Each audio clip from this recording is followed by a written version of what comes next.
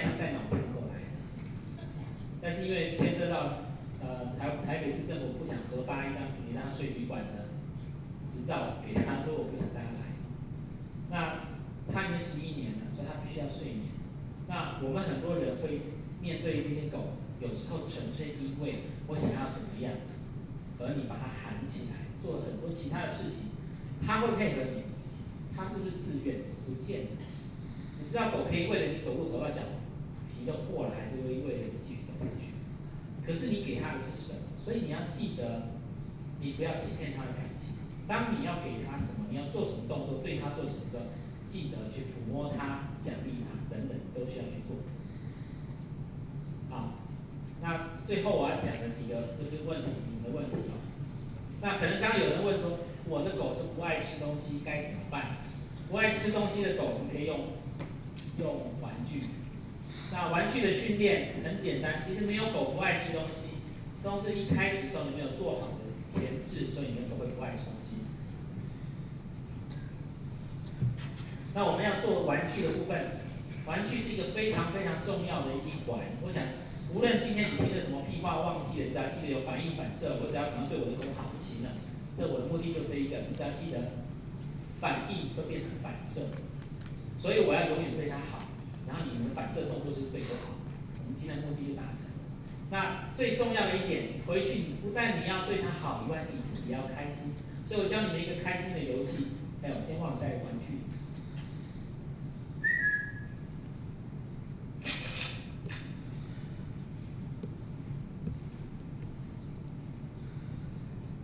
你可以用任何的东西做玩具，但是不要伤害它的情况下，拿一些东西做它的玩具。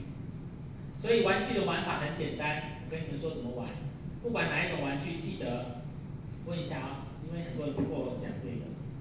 你们家的没有买玩具的举手，举手。没买玩具都有。哎，你又没买玩具啊？你应该买一个玩具。我们有人卖玩具给他。玩具这个东西不要小看它。有买那个什么公鸡啊、羊啊、鸭啊什么的，举手看看。那个有买会叫的玩具的，几乎都买了。你看，不要买那种玩具哦。那个玩具不好玩，真的，我跟你讲真的。那你们这些鸡、鸭、鹅的喉咙被扯掉了有没有？不会叫的。啾啾被拔掉了有没有？没有，啾啾还在。那头被扭断的，身体被分解掉的，很多哈、哦。为什么他把它扯掉？为什么？因为那代表了猎物的死亡。所以，我看到一只鸡，我把它杀了，这就是他们的一种仪式，必须要把猎物杀掉，扯掉它的喉咙。玩具对狗来讲是非常重要，因为是它的正常行为中的一个很重要的狩猎行为。现在我们不让它打猎了，我们让它猎假的。所以什么是假的？比方来讲，让它咬上来这个，它开始拉，对不对？然后我就拉成好乖，good girl，good girl 呢，让它拉放手，让它赢。它赢的意思是什么？如果它永远都不会赢。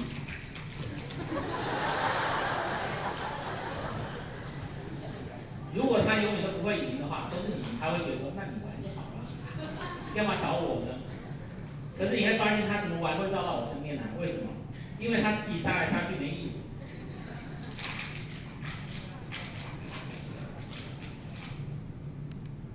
所以猎物在他手上的时候，放他嘴巴里，你知道真正的猎物到嘴巴会怎么样？会动，会叫。我不要你们玩叫的理由喊那么快。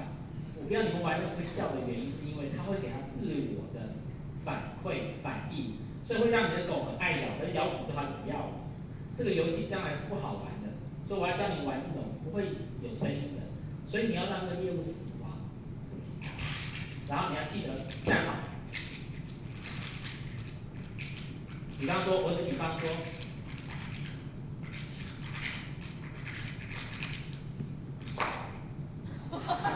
这就是死亡了，然后复活，复活，然后再输他，让他拿走，他就会很开心。他慢慢的去玩，玩到后来发现自己一个人猎杀它没意思，因为死亡就死亡。最后他会拉到我身边来，因为我跟他玩比较好玩。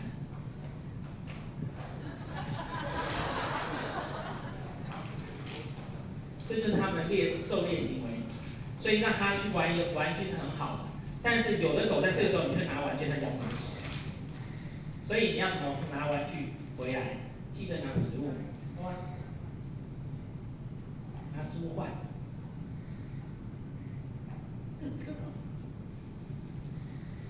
那最起码他不会觉得你不想跟他玩任何游戏。当你的狗开始玩这个玩具，记得家里面只能有1个或2个，数个没关系，收好，放在柜子里面，拿不到的地方，只有你拿出来的时候，它才能玩。它会变得非常的珍贵。非常珍贵的结果是什么？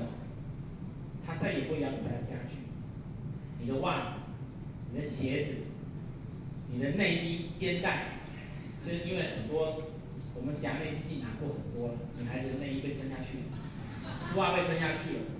为什么？本来只是好奇的啃咬，你一去追逐，他觉得那是个玩具，他去咬，然后你去追，他发现那个东西可以引起你跟他的互动，所以他会把它吞下去。好，那因为你们的问题，现在时间的关系，所以我们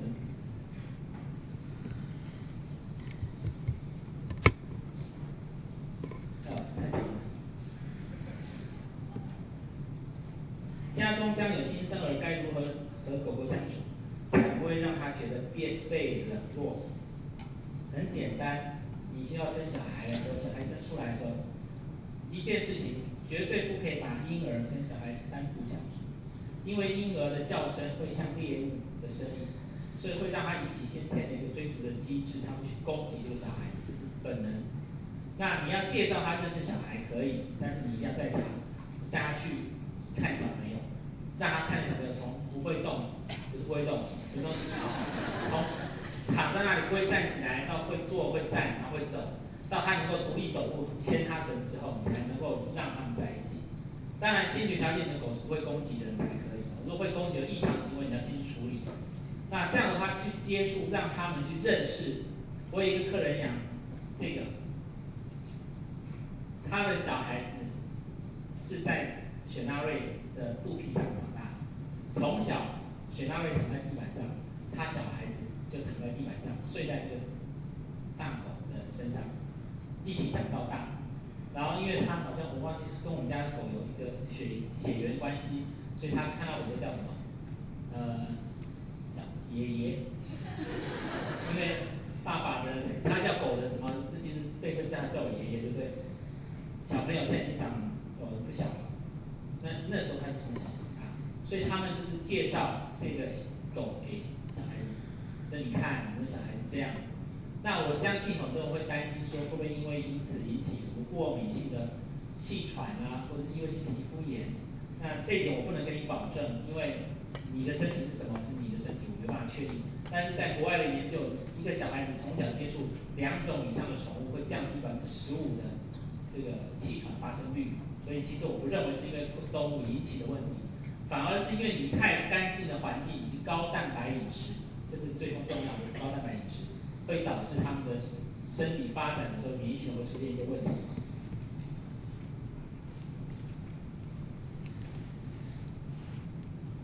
好，这个刚刚讲狗区有一个题，就是说你的狗异常胆小，狗区的问题。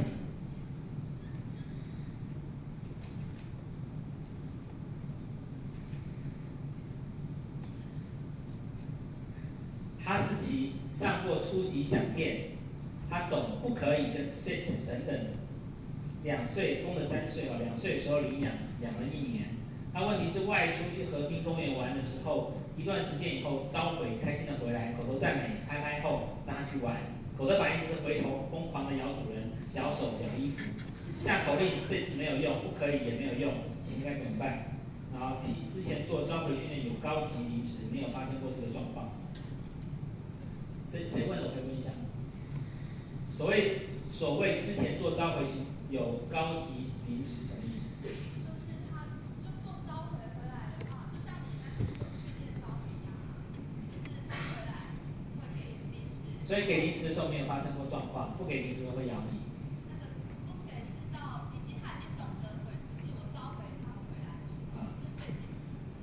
好，我要讲一下响片训练有一个很重要一点，因为我们在做响片，其实响片训练不一定要有响片，这个叫响片。响片训练不是买了一个响片你就可以做响片训练。响片训练是一个概念，所以很多人在学响片训练，我看到现在非常多人在开这个课。那我是没有去看过，但是一个好事情，台湾越多人开课是越好。但是有一点很重要，你要记得，如果你是从一只小狗开始训练它，出生后带到大，那如果它咬你就很大问题了。那如果你是带了一个2岁以后才养的狗，它的所有社会化的过程，我问一下，它的咬是攻击还是玩耍的咬，但是很痛，你要分出来这一点。好，如果一个狗会攻击主人的时候，就代表主人曾经给它非常非常不好的经验，不见得是你这个主人，是饲养过它的人。所以你在做训练的时候，做响片，我想很多人做响片只做到一个，就是我用响片教了坐下，做了召回，做了什么。我一直要强调的是，所有的书也好，所有的训练也好，你真正的目的不是训练它会坐下。其实我们透过训练的动作，是要训练主人怎么去跟你的狗做互动跟沟通，让它知道我做这些事情都是好。比方说，我的狗回到我面前，我手要去摸它，假如它会咬我，会攻击我，就这个动作会让我的狗产生以前的印象或记忆。这个就好像说你在沙滩，不要说沙滩，在石头上去雕刻一个字，刻完以后，你拿一盘沙撒上去把它抹平，肉眼看过去什么都没有。所以你养了一只狗就是这样的。然后你现在拿吹风机把它吹开，或者大风吹掉，你就看到那个刻痕，这个刻痕永远存在。所以你有一些动作或者有一些事件会诱发它回想到它发生过的事情，它去攻击你。好，你懂我意思啊？所以现在问题是你要探讨原因，还是要去做处理？在原因上来讲，任何一个狗要去攻击人类都是有异常的，因为正常的动物它是顺从人类，它不应该会攻击你，除非你打过它。我当然不是指你，因为是2岁才养它。那很多主人都不懂一件事情，我的狗很乖，不用上课，它很乖。然后到或去上课还没有上课，就说它真的很聪明，它2个月就学会上厕所了。我讲跟你们说实话都是屁，因为狗不会在2个月就学会上厕所。他所有学会的上厕所或者任何行为，都是他累积下来的一个经验，并不表示未来他会固定成为那个模式，而是我现在这么做，我可以很平安、很开心的过日子，说我继续这么做，并不是我知道你喜欢我的这个点，而是我今天选择在这个点上厕所没有事，所以你以为他知道，其实他不知道。慢慢的到了大概7、8个月到1岁之间，这样的主人的反应就是说他最近变。这是我们最常听到，他变了，他以前不是这样子，其实错了，他根本就是这样子，只是到了1岁左右才慢慢呈现出来。再慢慢的，如果你曾经在小时候虐待过他、打过他、伤害过他，不管是身体或心理上的，他真的要呈现给你他的反应是在24个月后，所以1岁半到2岁之后就会呈现。2岁到3岁是你们看到问题最多的时候，因为他的行为成熟是在2岁到3岁。你看过哪一个6岁的小朋友拿刀砍人？但是你看过20几岁的人砍人，对不对？10几岁是不懂，20几岁是故意，你这样可以理解吧？10几岁国中生、高中生拿刀砍人的时候，都是因为跟着人家去做，看有样学样做来，而不是他自己要怎么样。到了30几岁、20几岁的人，他行为成熟了，那个年纪就像狗的2岁，狗的2岁2年的时候就24岁了。这个时候开始发展成熟，如果你没有处理好，到3岁以后，它就变成习惯性，就是我讲所谓习惯，是我讲的反射动作。所以它以后在某个动作下，它就直接攻击，它连思考都不思考。而那一刹那的事情，等到咬完之后又过了，啊，有吗？我有咬你吗？它会有这种态度出来，它可能搞不清楚状况，它也不是真的想要咬你，但是那一瞬间触发出它这个行为，就会有这样。所以我们通常碰到这种问题，你要知道问题一定发生在之前，因为你是新养的，如果你又用响片训练的话，除非你有错误，不然用响片训练是完全没有任何责骂。而且我们做响片训练是不讲话的，我不知道你们学的方式，在我做响片训练是不讲话，所以包括他时间不够，不然我可以训练让他，比方说我最近在玩，就是让他看屁股，看他自己屁股，但是我还没有教，因为我只是让他看屁股的时候，我就可以给他 treat。那这个是对狗来说是最难做的事情，因为我不要看你会得到零食，我不看你会得到零食，所以这个是可以用响片做5分钟可以做给你看。但是你要知道，因为做响片训练之后，你的狗的反应要被你制约到，什么动作都是美好，所以不是只是用来做坐下跟召回。所以你们做响片的人，任何一个人，你要记得，不管你的老师怎么教你，因为我们台湾的训练师有学派，很抱歉，全世界都有这个问题。所谓的 trainer 叫训练师傅，跟我们做 behavior 是不同的。你们看起来很像，因为我们都在训练狗，但是你要知道，导盲犬它也在训练狗。为什么它跟你们的老师不一样？因为它训练的东西是观念性的东西，而不只是一个训练的东西。它也牵涉到狗的思维观念、判断，我们叫 concept training， 就是观念性的判定训练。这不是一般训练师会做的，在我们台湾基本上，他只教你做下趴下躺下，不举动、散步 heel 是这样的。那你真正要做的，其实先抛弃刚才所有的响片训练，想一想，我告诉你，这只狗一生从早到晚每天的生活，哪一件事情你要去修正它？比方说攻击你的手，你招回来的时候，你做了什么动作，它会咬你。这个动作你就要去反复重复。比方说手过去，快速的去摸它，你可以慢动作，然后可以去给它吃，慢动作过去可以去，慢动作过去可以去给它吃。可是到后来你就要开始做快动作下去给它吃，甚至用手拿个食物这样打它的动作，这样给它吃。所以以后慢慢制约它，让它变成反射动作。你手一过来，要吃东西吗？它就不会去攻击你。所以你现在要做，也不管它原因了，你只需要去做我跟你讲这个动作好。所有可能会引起它攻击你的那些动作，不要思考咬了你之后的所有事情，这都你过了。因为咬下去的时候，在它那个愤怒或是它的行为被诱发的那一瞬间之后的都是必然。你只要注意什么会引起它，哪些动作会刺激它产生这个问题，你只要注意这个就好了。最后一个问题好不好？应该没时间了。这个简单讲，请问 treat 如何选择？还有我今天用什么 treat？treat 就是 treat， 这是个热狗，没有什么味道的热狗，我选过的，吃下去没有什么咸味，没有什么。其实咸不是问题，只要多喝水，不用担心肾衰竭。高蛋白不是问题。那一个动物也是一样，因为它今天在示范才会吃这么多，平常我训练它不会这么多。而且我要训练狗的时候，我是好玩的玩耍，就一天的treat很少。任何一个人类或动物都一样，每天都是均衡的饮食，偶尔有一天吃的不好，不会怎么样。除非你每天都不均衡，5年8年后你就会知道问题在什么地方啊。所以选择treat还是以你的狗为主啊。这里有个问题。